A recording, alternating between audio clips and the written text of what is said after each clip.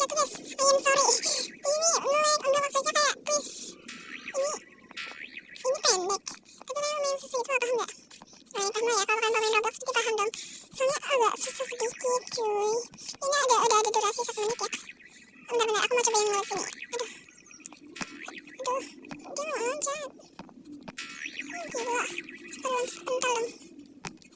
Oke, lihat. Guys, kita udah ada di luar tower nih guys.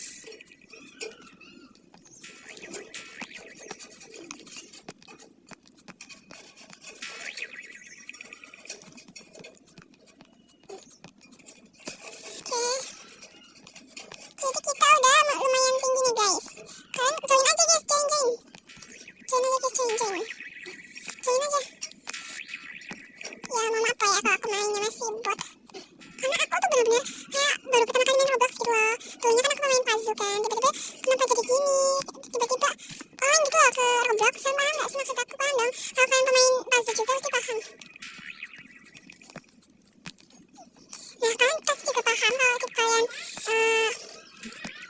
main game terus udah lama gak mainin kan kalian bosan kan. Nah tiba-tiba kan online ke game lain gitu loh. Jadi aku rasain guys.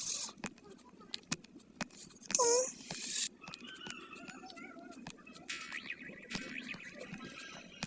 Jadi ini tuh asli ya guys, bukan tembok-tembok gitu.